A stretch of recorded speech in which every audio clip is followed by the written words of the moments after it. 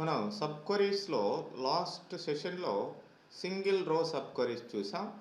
ఇప్పుడు multi row sub queries ఇవి చూస్తాం. ఇక్కడ మనకి ఈ వేర్ కండిషన్లో కానీ ఇక్కడ ఇన్, ఎనీ, ఆల్, సమ్ ఇట్లాంటి ఆపరేటర్స్ మనం వాడడం జరుగుతుంది. It returns more than one value. మామూలుగా సింగిల్ రో సబ్ క్వరీ అంటే సబ్ క్వరీ ఒక్క వాల్యూనే రిటర్న్ చేస్తుంది.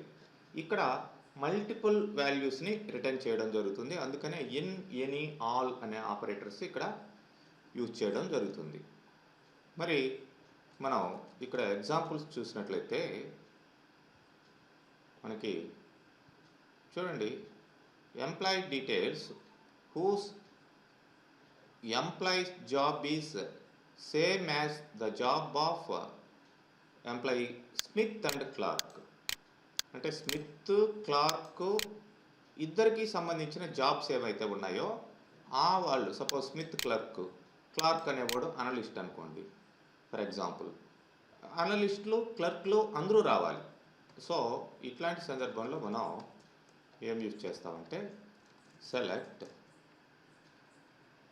Star from employee where job equal to అనకూడదు. ఈక్వల్ టు అంటే ఒకటే వస్తుంది కాబట్టి జాబ్ ఇన్. ఇప్పుడు select job from employee wear E name equal to Smith, లేదంటే ఇన్ అనేది కూడా ఇక్కడ కూడా వాడుకోవచ్చు, స్మిత్, ఆర్ లేకపోతే ఈ నేమ్ ఈక్వల్ టు ఏంటి, క్లార్క్. సో వాడు స్మిత్ అయినా క్లార్క్ అయినా వాళ్ళిద్దరి ఎంప్లాయీస్ జాబ్స్ ఏవైతే ఉన్నాయో ఆ జాబ్స్ని ఇక్కడ తీసుకురావడం జరుగుతుంది. సో మీకు అల్టిమేట్గా ఇది రన్ చేయగానే చూడండి,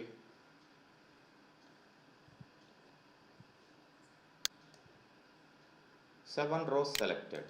ఎందుకంటే క్లార్క్ అనేవాడు మేనేజర్, స్మిత్ అనేవాడు క్లర్క్. సో క్లర్క్లు, మేనేజర్లు అందరూ కూడా వచ్చారు. సో ఈ సబ్ క్వరీ ఏం రిటర్న్ చేస్తుంది, clerk,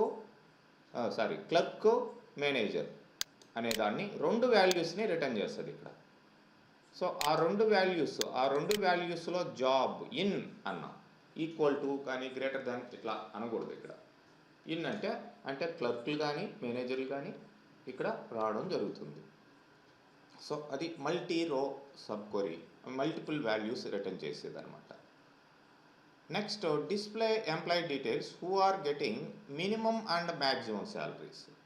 minimum salary plus maximum salary ఏంటి, వాళ్ళు ఎవరికి మినిమం శాలరీ, మ్యాక్సిమం శాలరీ వస్తుందో వాళ్ళు రావాలి. So select star from EMP where job కాదు, ఇక్కడ శాలరీ ఇన్ అని మనం ఏం చేస్తామంటే మినిమం శాలరీ ఎంతో చూస్తాం. Minimum of salary comma maximum of salary from employee. అంతే, ఇక్కడ వేర్ కండిషన్ లేదు. మినిమం శాలరీ, మ్యాక్సిమం శాలరీ ఏంటో ఆ రెండు రిటర్న్ చేస్తుంది. ఆ రెండు ఈక్వల్గా ఎవరికి మ్యాచ్ అవుతున్నాయో వాళ్ళు డీటెయిల్స్ ఇక్కడ రావాలి మనకి. బట్ ఇక్కడ చూడండి, వేర్ టూ మెనీ వాల్యూస్ అని చెప్పేసి అంటుంది. మరి ఇక్కడ టూ మెనీ వాల్యూస్ అన్నప్పుడు వేర్ శాలరీ ఇన్ అన్నా. సో కరెక్టే, select salary, minimum salary, maximum salary return చేసాం. అండ్ ఇన్ లేదంటే ఎనీ వాడదాం, చూద్దాం. ఇది కూడా ఇన్వాలిడ్ రిలేషనల్ ఆపరేటర్ అని చెప్పేసి అంటుంది. వేర్ సాలరీ ఇన్, ఇది యాక్చువల్గా కరెక్ట్, బట్ స్టేట్మెంటు వేరే విధంగా చూడండి, ఇలా మనం రాయాల్సిన అవసరం ఉంటుంది. ఎందుకంటే ఇక్కడ ఇది మనకి 2 వాల్యూస్ ఇక్కడ తీసుకోవడం జరిగింది ఒకేసారి. సో ఇలా కాకుండా మినిమం శాలరీ యూనియన్ ఆపరేటర్ ఇక్కడ యూజ్ చేస్తాం. యూనియన్ కలుపుతుంది, దానికి ఏంటి సెట్ ఆపరేటర్స్లో ఉన్నాయి యూనియన్, దానికి అండ్ సెలెక్ట్ మ్యాక్సిమం శాలరీ, ఆ రెండింటిని యూనియన్ చేసి ఇండివిజువల్గా మీకు తీసుకొస్తుంది maximum salary from employee.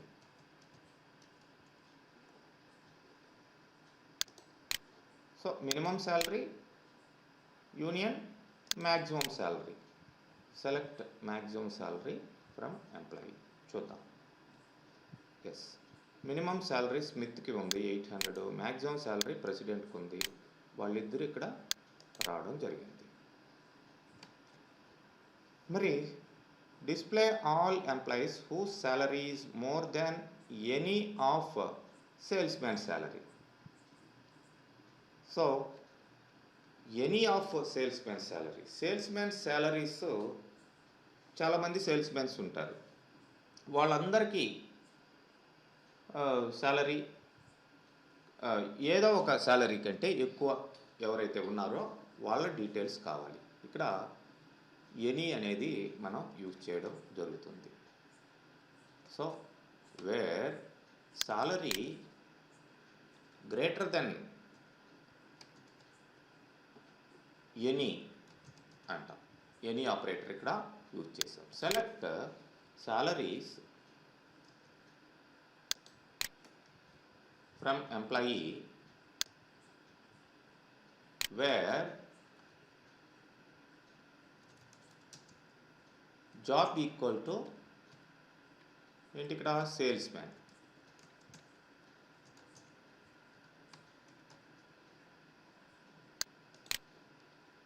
So this is what. చూడండి, ఇక్కడ ఏ సేల్స్ మ్యాన్ ఏదో ఒక సేల్స్ మ్యాన్ కంటే ఎక్కువ ఉండేవాళ్ళు. అంటే ఇక్కడ సేల్స్ మ్యాన్ శాలరీ 1600, 1500 ఇట్లా ఉంది. మరి ఇక్కడ నేను సెలెక్ట్ ఇది మాత్రమే తీసుకొని ఎగ్జిక్యూట్ చేస్తాను. చూడండి, సేల్స్ మ్యాన్స్ శాలరీ వస్తుంది, దాన్నే ఎగ్జిక్యూట్ చేస్తాను. ఇవి సేల్స్ మ్యాన్స్ యొక్క శాలరీస్. బట్ ఇక్కడ మనకి ఈ సేల్స్ మ్యాన్ శాలరీస్ ఏమున్నాయి, 1250, 1250, 1600, 1500. మీరు ఇక్కడ చూసినట్లయితే 1250 కంటే ఎక్కువ ఉన్నవాళ్ళు వచ్చేసారు, అండ్ 1600 కంటే ఎక్కువ ఉన్నవాళ్ళు 1500. ఎందుకంటే ఎనీ అనే ఆపరేటర్ వాడారు, ఏదో ఒక సేల్స్ మ్యాన్ శాలరీ కంటే ఎక్కువ ఉండేవాళ్ళు అని ఇక్కడ అర్థం అన్నమాట. ఓకే, అట్లా ఎనీ అనేది ఇట్లాంటి కాంటెక్స్ట్లో యూజ్ చేయడం జరుగుతుంది. ఓకే,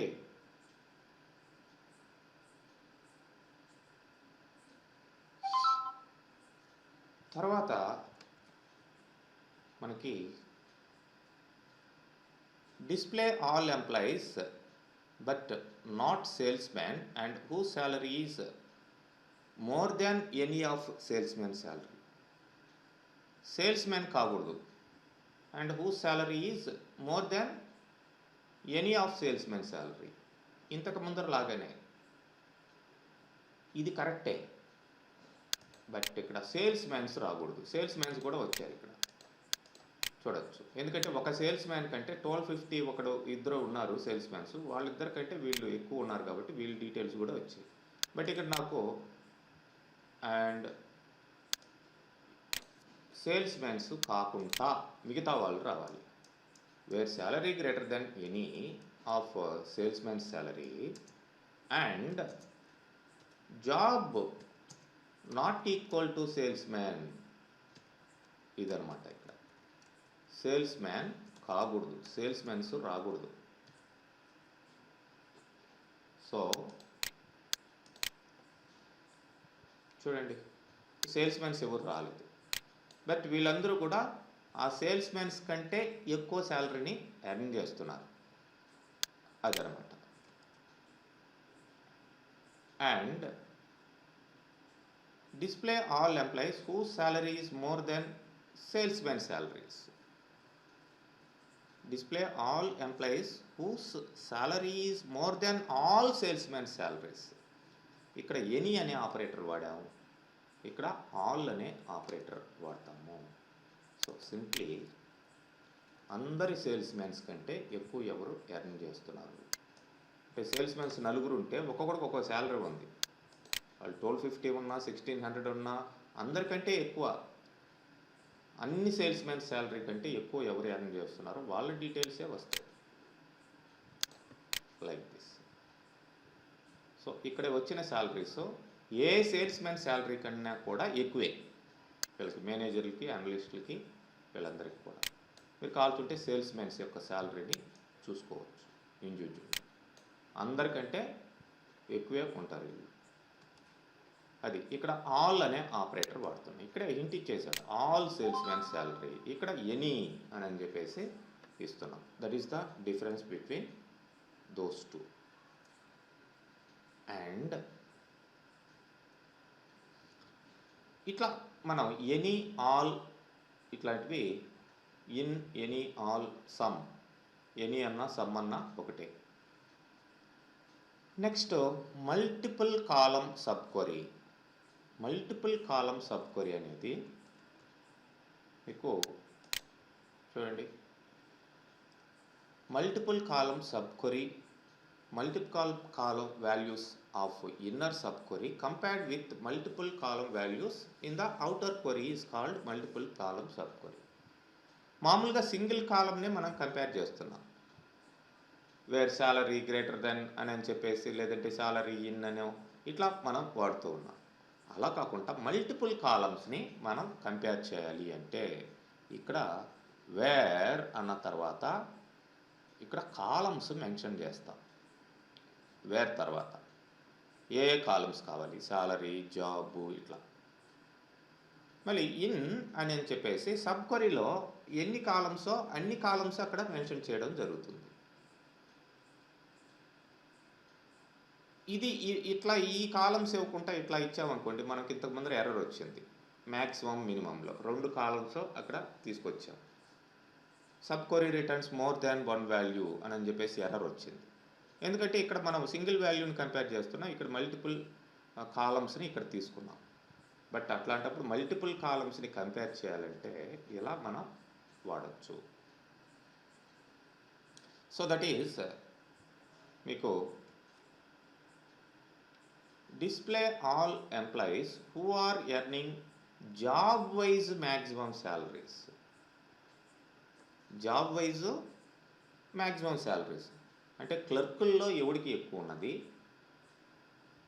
అండ్ మనం మేనేజర్లో ఎవరికి ఎక్కువ శాలరీ ఉంది అలా రావాలి. మరి ఇలాంటప్పుడు మల్టిపుల్ కాలం సబ్ క్వరీ అనేది మనం మెన్షన్ చేస్తాం. సో ఇక్కడ కంపారిజన్లో కూడా అలానే చేయడం జరుగుతుంది. వేర్ ఏంటి జాబ్ వైజ్ శాలరీస్ అన్నా, సో వేర్ అని బ్రాకెట్ పెట్టి సాలరీ కామా జాబ్ ఇట్లా 2 కాలమ్స్ ఇస్తున్నాం. In select job wise maximum salaries కదా, maximum of salary comma job from employee. Particular job అనేది ఇక్కడ లేదు, అందరూ కూడా మీరు ఇక్కడ చూడొచ్చు 2 కాలమ్స్ ఇచ్చాం. ఈ 2 కాలమ్స్ సబ్ క్వరీలో ఇట్లా 2 ఇచ్చాం. సో ఈ రెండింటిని ఇక్కడ కంపారిజన్ అనేది చేయాలి. సో చూద్దాం. Not a single group function అని చెప్పేసి వస్తుంది. సో ఇక్కడేంటి మ్యాక్సిమం శాలరీ అండ్ జాబ్ అని ఇచ్చాం, ఎంప్లాయ్ అని ఇచ్చాం. మరి ఇక్కడ గ్రూప్ బై జాబ్.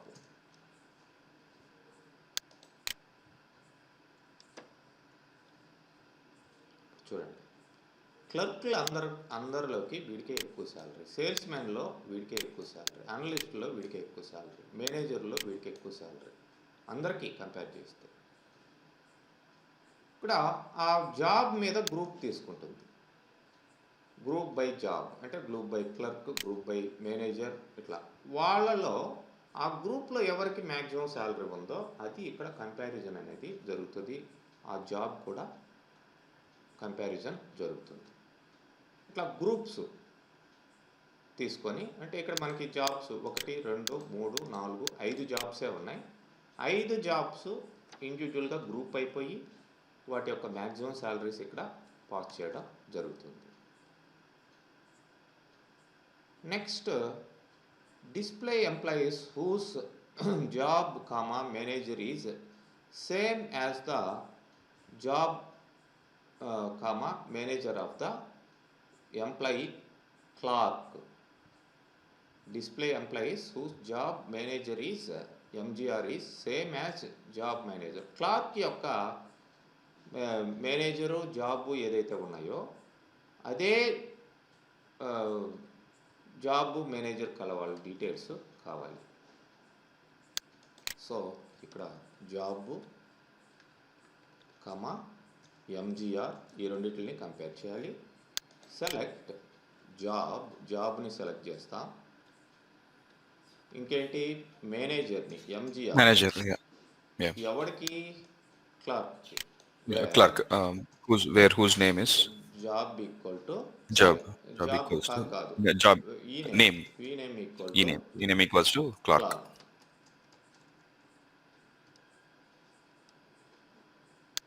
ఇట్లా మీరు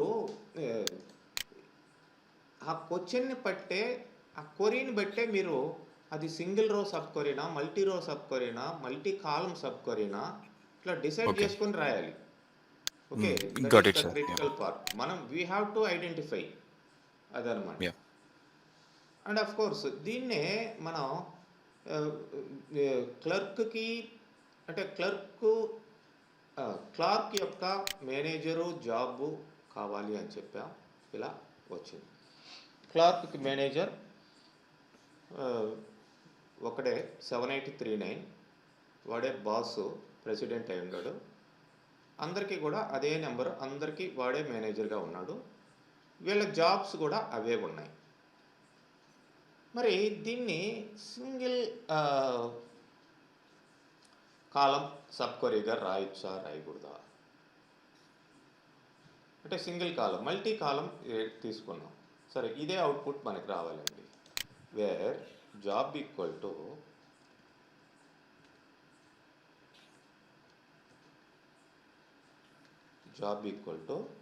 సెలెక్ట్ జాబ్ ఎంజిఆర్ తీసేస్తాం, సింగిల్ కాలమే కాబట్టి, and where E name equal to Clark and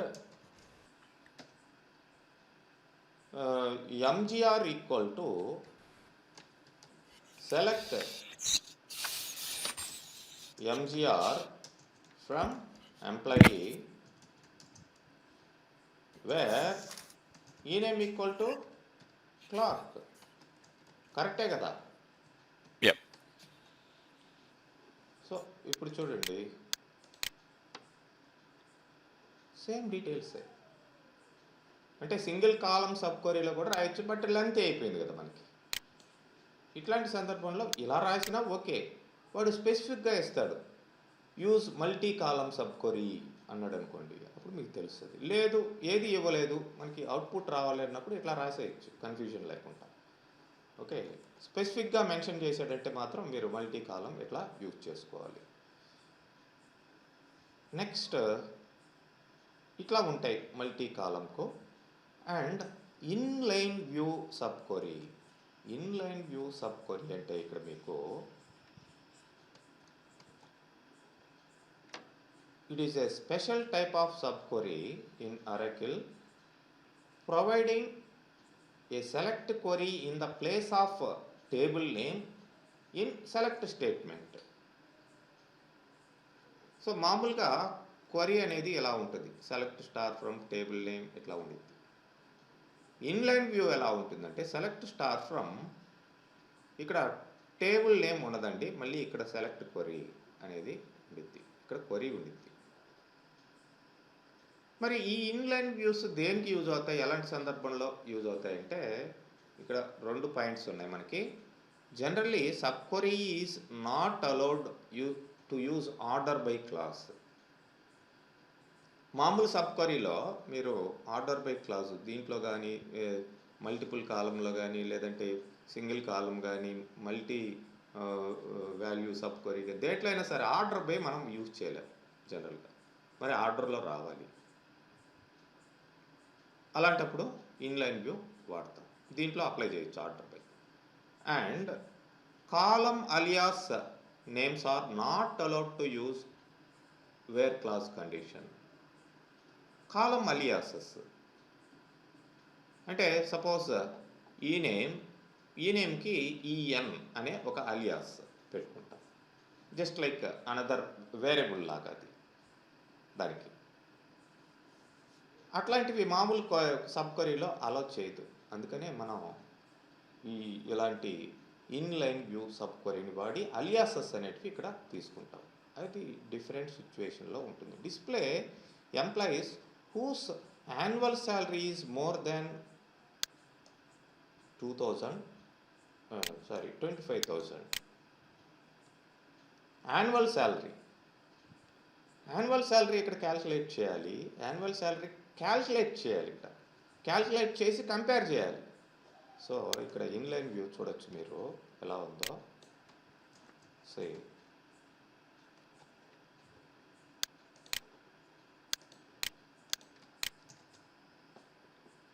select star from table name ఇవ్వము, ఇక్కడ సెలెక్ట్ ఈ నేమ్ శాలరీ ఇంటూ 12.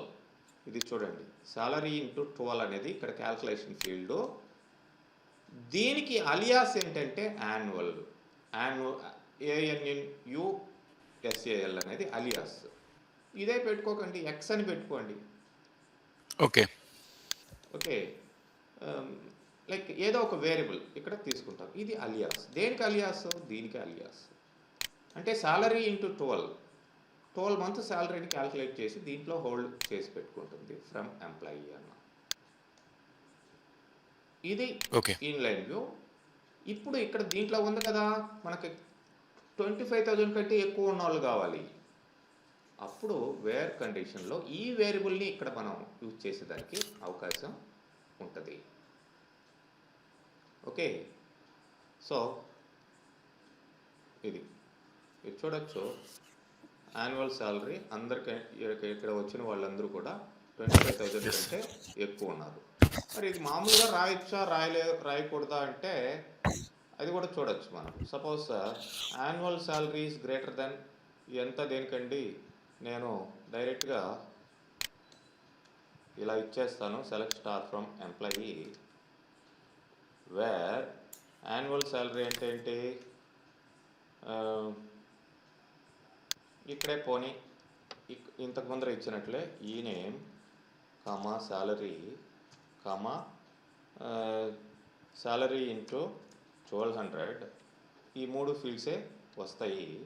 ఇక్కడ అలియాస్ ఏమి ఇవ్వను నేను. అండ్ వేర్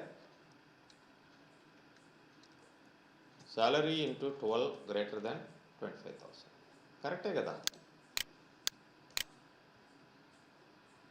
వచ్చిందో లేదా, ఇలా రాయొచ్చు. బట్ ఏంటంటే ఇది అన్ని సందర్భాల్లో కుదరదు. ఇక్కడ సింపుల్ సబ్ క్వరీ కాబట్టి ఇది వచ్చేసింది. బట్ కాంప్లెక్స్డ్గా ఉన్నప్పుడు అంటే దీన్ని మళ్ళీ వాడాలి ఈ వేరియబుల్ అన్నప్పుడు, అట్లాంటప్పుడు అలియాసెస్ ఎలా తీసుకోవాలి అనేది ఇక్కడ కాన్సెప్ట్. ఇలా కూడా చేయొచ్చు అనేది. దీనికి అంటే అలియాస్లో అంటే సార్ కరెక్ట్ చేయండి సార్ ఒకసారి. అంటే బేసికలీ అలియాస్ అనే కాన్సెప్ట్ అలియాస్ అది అంటే దానికి ఒక సెపరేట్ గా అంటే క్యాలిక్యులేట్ చేసినటువంటి వాల్యూని ఒక సెపరేట్ వేరియబుల్ కాదు.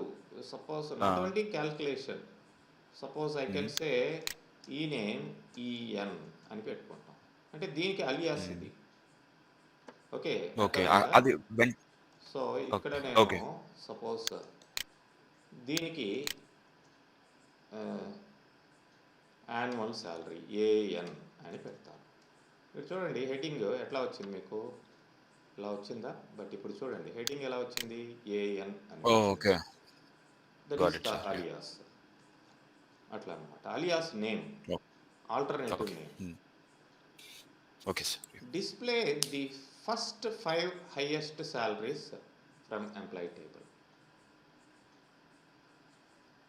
using row number along with inland view. First 5 highest salaries. ఇప్పుడు చూడొచ్చు మీరు,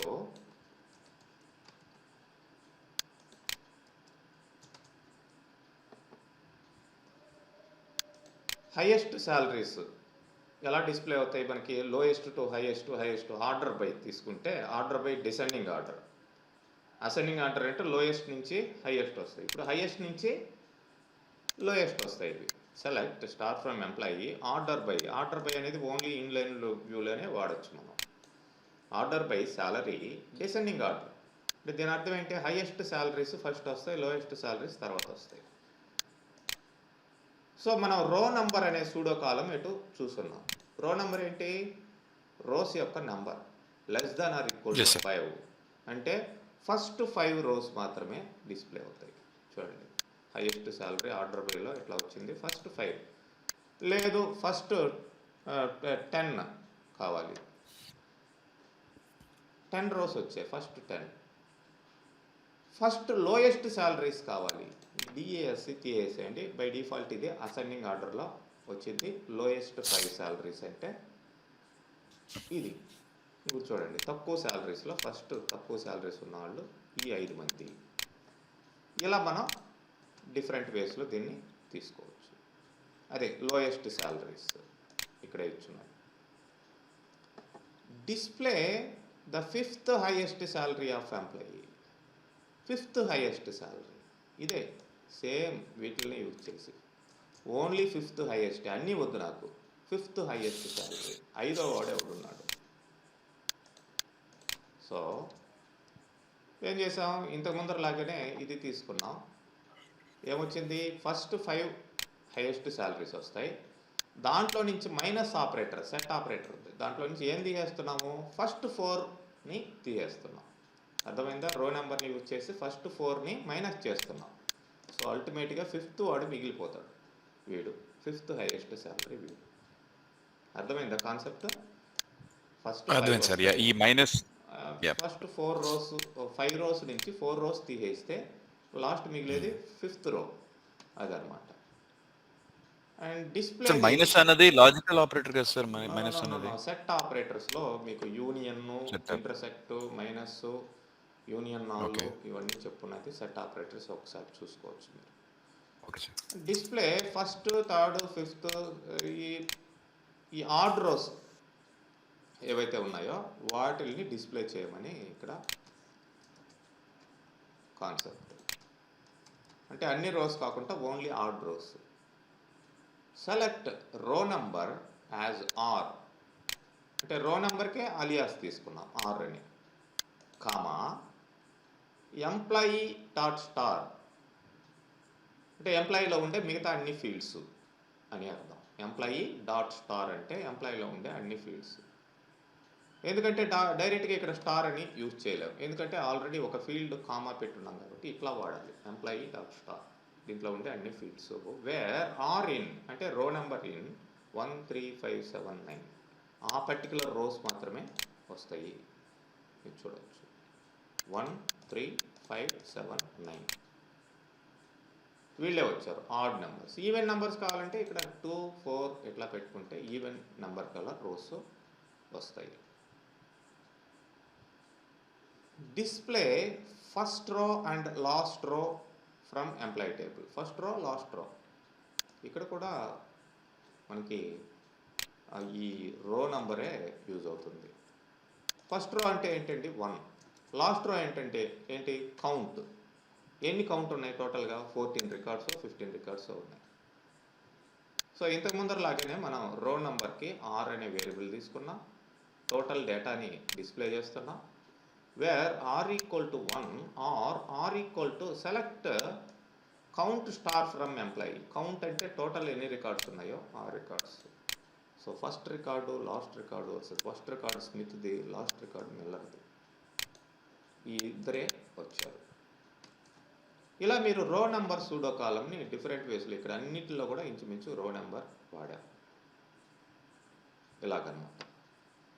ఇవి మనకి inline view sub queries. Next మీకు కోరిలేటెడ్ సబ్ క్వరీస్ ఉన్నాయండి. ఈ కోరిలేటెడ్ సబ్ క్వరీస్ అనేటివి మనకి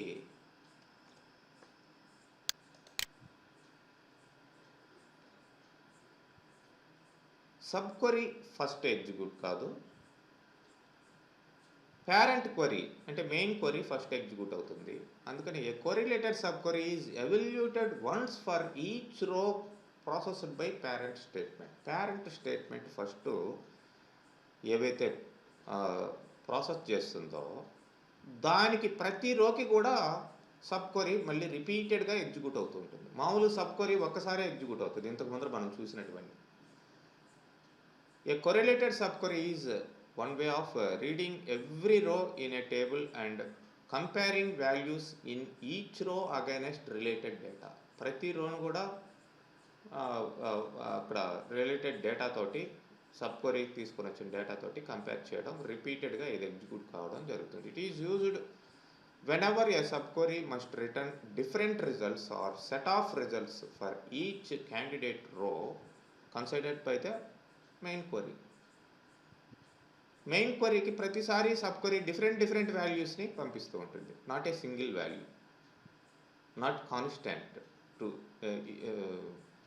why because it is going to repeat number of times. In other words, you can say a correlated subquery to answer a multi-part questions whose answer depends on the value of each row processed by the parent statement. So parent statement ప్రతిదానికి కూడా మనకి sub query అనేది దానికి రిలేటెడ్గా execute అవుతూ different ఆన్సర్స్ని parent క్వరీకి పంపిస్తూ ఉంటుంది. So ఇక్కడ సింటాక్స్ చూసినట్లయితే సెలెక్ట్ కాలమ్స్ తీసుకుంటాం ఫ్రమ్ టేబుల్కి అలియాస్ తీసుకుంటాం. ఇక్కడ అవుటర్ అనేది అలియాస్, జస్ట్ నేను అవుటర్ అని పెట్టుకుంటే ఏదైనా పెట్టుకుంటాం అలియాస్. ఎందుకంటే ఈ అలియాస్ని ఇక్కడ సబ్ క్వరీలో మనం మళ్ళీ వాడతాం. వేర్ కండిషన్ పెడతాం, సెలెక్ట్ కాలమ్స్ ఫ్రమ్ టేబుల్ 2 కావచ్చు, టేబుల్ 1 కావచ్చు, ఏదైనా సరే. Where expression, where field equal to outer dot expression. Outer అంటే ఏంటి? మెయిన్ క్వరీలో ఉండే వాల్యూస్కి ఇక్కడ కంపారిజన్ జరుగుతుంది. అంటే ఫస్ట్ మెయిన్ క్వరీ ఒక రోని చెక్ చేస్తుంది, అది సబ్ క్వరీకి పాస్ చేస్తుంది. ఈ సబ్ క్వరీ దానికి రిలేటెడ్గా వాల్యూస్ని ఎగ్జిక్యూట్ చేసుకుంటూ పోతుంటుంది. ఇలా ఉంటాయి కోరిలేటెడ్ సబ్ క్వరీస్. ఇది సిచ్యువేషన్ ఎలా ఉంటుందంటే, find all the employees who earn more than average salary in there corresponding departments. వాళ్ళ డిపార్ట్మెంట్స్ యొక్క యావరేజ్ శాలరీ కంటే ఎక్కువ శాలరీ ఎవరికి ఉందో వాళ్ళ డీటెయిల్స్ ఇక్కడ కావాలి.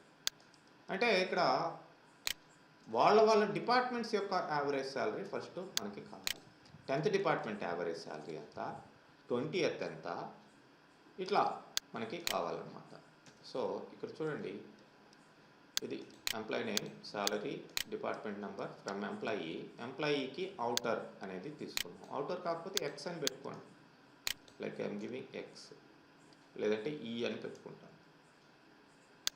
ఇక్కడ కూడా ఈ అని ఇవ్వాలి, జస్ట్ అలియాస్.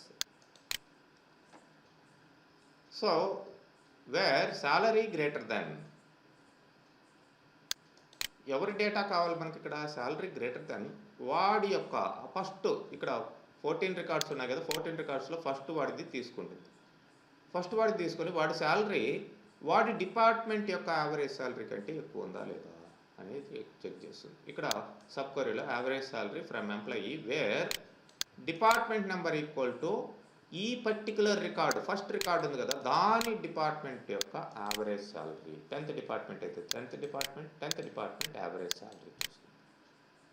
వాడికంటే ఎక్కువ ఉంటే అది రిటర్న్ చేస్తుంది, లేదంటే నెక్స్ట్ రోకి వెళ్తుంది. ఇది నెక్స్ట్ 20th డిపార్ట్మెంట్ ఉంది. 20th డిపార్ట్మెంట్ కంటే యావరేజ్ శాలరీ ఎక్కువగా ఉందా లేదా వీడి salary 20th department average salary కంటే అనేది చెక్ చేసుకో. లేదు, మళ్ళీ 10th డిపార్ట్మెంట్ వచ్చింది, మళ్ళీ 10th డిపార్ట్మెంట్ యొక్క యావరేజ్ శాలరీని మళ్ళీ ఫైండ్ అవుట్ చేస్తుంది, మళ్ళీ ఇక్కడ కంపేర్ చేస్తుంది. నెక్స్ట్ 30 వచ్చింది, 30. ఇట్లా రిపీటెడ్గా అన్నిటికీ కూడా ఎగ్జిక్యూట్ అవుతుంది. ఓన్లీ ఇక్కడ 6 rows వచ్చాయి. అలన్కి ఆ డిపార్ట్మెంట్లో 30th డిపార్ట్మెంట్ యావరేజ్ శాలరీ కంటే వీడికి ఎక్కువ ఉంది. జోన్స్కి 20th డిపార్ట్మెంట్ యొక్క యావరేజ్ శాలరీ కంటే ఎక్కువ ఉంది. మీరు కావాల్సింటే select average salary from employee అని చెప్పేసి గ్రూప్ బై డిపార్ట్మెంట్ నెంబర్ అని ఇచ్చుకోండి. తెలుసు ఏ డిపార్ట్మెంట్ నెంబర్కి ఎంత యావరేజ్ శాలరీ ఉందని. Just like this I can, if you want to find group wise average salary, select DEPTNO, average salary from employee group by where condition ఇక్కడ అవసరం లేదు, group by DEPTNO. ప్రతి డిపార్ట్మెంట్ నెంబర్కి average salary ఇది return చేస్తుంది. చూడొచ్చు మీరు 30th డిపార్ట్మెంట్లో యావరేజ్ శాలరీ ఇది.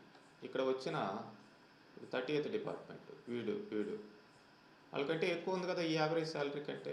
అట్లనే 20 కంపేర్ చేసుకోండి, 10 కంపేర్ చేసుకోండి. ఇక్కడ వీళ్ళ డీటెయిల్స్ దానికి కరస్పాండింగ్గా వచ్చాయి. సో ఇక్కడ next example using exist operator, find all employees who have at least 1% reporting to them. All employees who have at least 1% reporting to them. ఇట్లాంటివి చాలా ఈ క్వరీస్ చాలా ఇంపార్టెంట్ అండి. ఈ జనరల్గా అడుగుతూ ఉంటారు ఇట్లాంటివి. ఇది కానీ వాళ్ళ డిపార్ట్మెంట్ యావరేజ్ శాలరీస్ కంటే ఎక్కువ ఉన్నది ఇట్లా కనుక్కోవడం కానీ, లేదంటే సెకండ్ మ్యాక్సిమం శాలరీ ఇంతకు ముందర చెప్పాను, థర్డ్ మ్యాక్సిమం శాలరీ ఇట్లాంటివి కానీ, లేదంటే ఇప్పుడు చెప్పబోయాయి ఇట్లాంటిది కానీ ఏంటి, at least 1% reporting to them. Reporting అంటే ఏంటి, ఇక్కడ మనకి క్వశ్చన్ ఆల్మోస్ట్ ఇట్లానే వచ్చిందండి. సో ఇది స్మిత్ ఎవరికైనా స్మిత్కి ఎవరైనా రిపోర్టింగ్ ఇస్తున్నారా 7369. రిపోర్టింగ్ ఇవ్వడం అంటే వీడు ఎవరికన్నా మేనేజర్గా ఉన్నాడా. చూడండి ఇక్కడ 7369 అనేది మేనేజర్గా ఎవరికైనా ఉన్నాడా, ఎవరికి లేడు. సో వీడు మనకి అవసరం లేదు.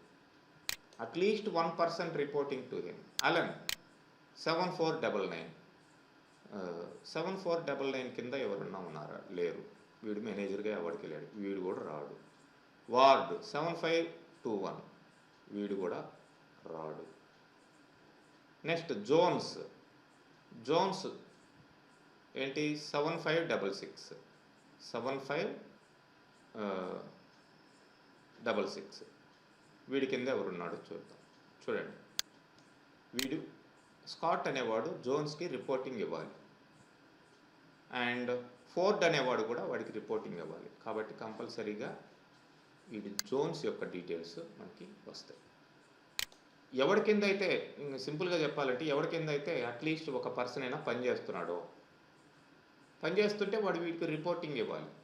కాబట్టి ఆ మేనేజర్లుగా ఉండే వాళ్ళ డీటెయిల్స్ అన్నీ మనకు కావాలి. అది అక్కడ క్వరీ యొక్క అర్థం. At least 1% sir reporting to. Sir if you don't mind నాకు 2 minutesలో ఒక మీటింగ్ అర్జెంట్ జాయిన్ అవ్వాలి సార్. అయిపోయింది లాస్ట్. ఓకే, సో చూడండి employee number, employee name, job ఇలా తీసుకున్నాం.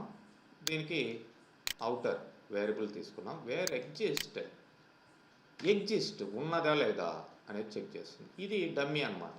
సెలెక్ట్ ఎక్స్ అన్నాం, అది నథింగ్. ఎగ్జిస్ట్ అంటే ఉందా లేదా అని అర్థం. వేర్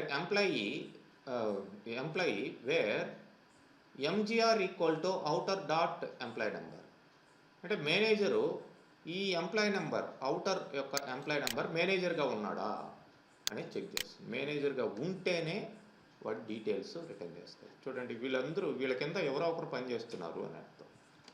అది exist, not exist. Find all departments that don't have any employees. ఏ డిపార్ట్మెంట్లో అయితే ఎంప్లాయీస్ లేరో వాళ్ళవి తీసుకురమ్మని. ఇక్కడ ఆల్రెడీ మనకి డిపార్ట్మెంట్ టేబుల్లో సెలెక్ట్ స్టార్ ఫ్రమ్ డిఈపిటి అంటాను. ఓకే, మార్కెటింగ్ డిపార్ట్మెంట్ ఎక్స్ట్రాగా పెట్టాను. దీంట్లో ఎవరు ఎంప్లాయీస్ లేరు. సో ఫైండ్ ఆల్ డిపార్ట్మెంట్స్, ఇది మీరు ఇన్సర్ట్ చేసుకోండి. ఫస్ట్ అయితే ఏమీ రాదు, ఆ మార్కెటింగ్ డిపార్ట్మెంటే మనకి డిస్ప్లే కావాలి. Where department number equal to D dot department number. ఈ ఎంప్లాయీస్ ఎవరైతే ఎంప్లాయీస్ లేరో డిపార్ట్మెంట్లో చూడండి మార్కెటింగ్ డిపార్ట్మెంటే వస్తుంది. ఇలా మనకి ఈ కోరిలేటెడ్ సబ్ క్వరీస్ రిపీటెడ్గా అన్ని డిపార్ట్మెంట్లని ఇక్కడ చెక్ చేస్తుంది. ఇట్లానే నేను ఇక్కడ కొన్ని సబ్ క్వరీస్ ఇవ్వడం జరిగింది. వాటికి కీస్ కూడా కింద ఇచ్చున్నాం. వాటిని మీరు ప్రాక్టీస్ చేయండి. మీకు అర్థం కాకపోతే మళ్ళీ చూద్దాం. ఓకే, సరే సార్. ఓకే.